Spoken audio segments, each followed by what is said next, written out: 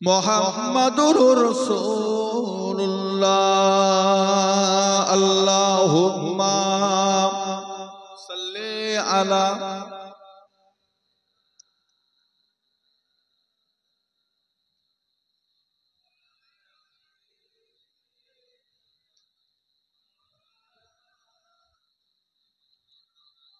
قال الله تعالى في كلام المجيد والفرقان الحميد وأما من خاف مقام ربه ونهى النفس عن الهوى فإن الجنة هي المأوى وقال الله تعالى أيضا في كتابه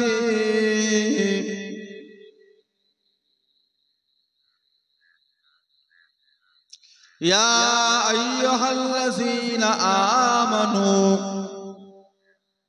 ادخلوا في السلم كافة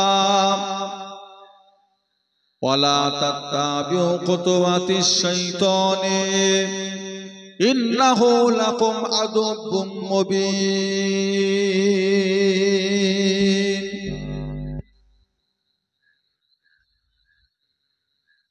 قال رسول الله صلى الله عليه وسلم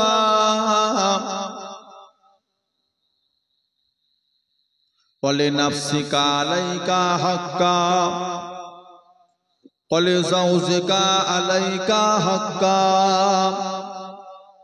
ولجسدك عليك حقا فمن رغب عن سنتي فليس مني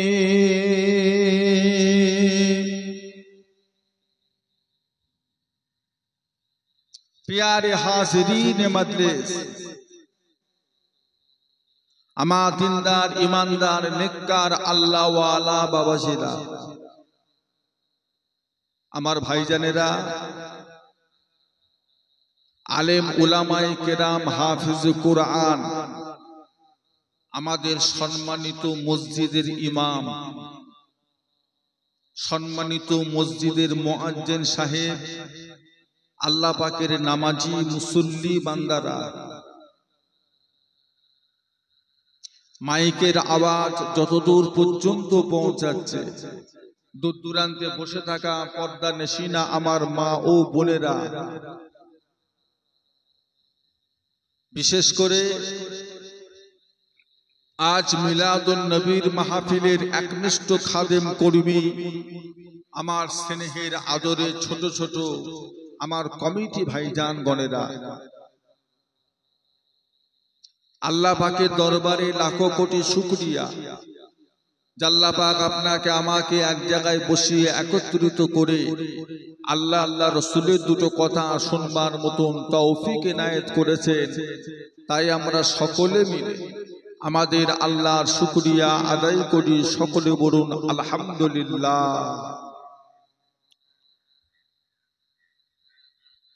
এই সময়টিতে আল্লাহ পাক কিছু মানুষকে রোগ দিয়ে বিমার দিয়ে নার্সিংহোমে হসপিটালে বাড়িতে আল্লাহ শুইয়ে রেখেছেন কিছু মানুষ শয়তানি ধোঁকায় পড়ে তাসের আড্ডায় জুয়ার আড্ডায় জেনার আড্ডায় নোংরা জায়গাতেও কিছু মুসলমান বসে আছে আবার কিছু মুসলমান আল্লাহর ঘর বাইতুল মুকাদ্দাসকে হেফাজত করার জন্য ইহুদি বেঈমান কাফেরদের কঠিন অত্যাচারের ভিতরে পড়ে আছে আমরা ভারতবর্ষের মুসলমান আমরা যে খুব সুখ শান্তিতে আছি তা নয় এক একটা রাজ্যে এক একটা অশান্তি লেগেই আছে ভারতবর্ষের মুসলমানদের ওয়াকাফ সম্পত্তি নিয়ে এখন বেদিন বেঈমান কাফেরদের নজর পড়ে গেছে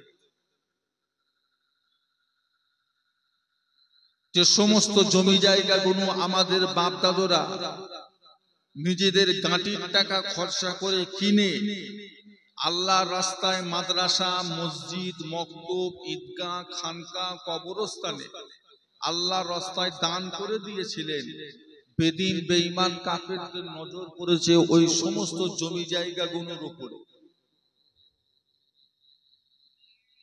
এগুলো দখল করতে চায়।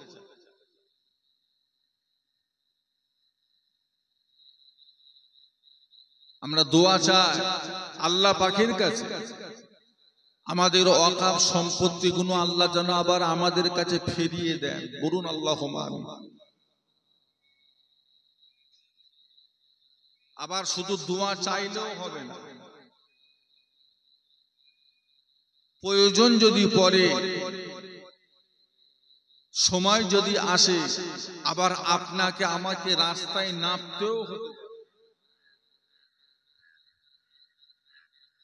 দোয়ার ওসিলায় যদি সবকিছু হয়ে যেত, তাহলে আমার রাসূলে পাক সাল্লাল্লাহু আলাইহি ওয়াসাল্লাম কখনো জিহাদের ময়দানে যেতেন।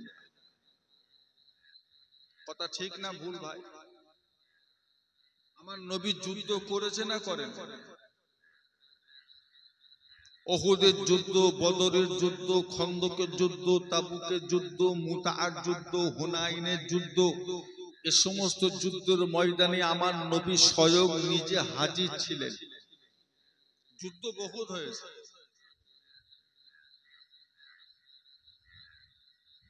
দোয়া দিয়ে যদি সব হয়ে যেত, তাহলে আমার রাসূলে পাককে আর জিহাদের ময়দানে যাবার প্রয়োজন।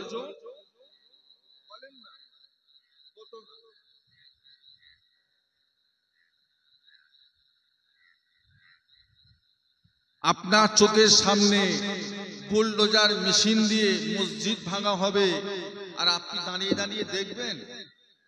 সহ্য করা যায় কি? আমরা কি ভারতবর্ষে কারো দয়ায় বাস করি? এই ভারতবর্ষে যে আমরা আছি, এটা কারো দয়া? আমরা কি উঠে এসে জুড়ে বসেছি? আমরা কি ফেলা মাটি, যে এক জায়গার মাটি আরেক জায়গায় এনে ফেলেছেন? আমরাও কি তেমন নাকি? ফেলা মাটি আমরা? এই ভারতবর্ষকে স্বাধীন করতে গিয়ে একটা দুটো নয়, ৬৩,০০০ মুসলমান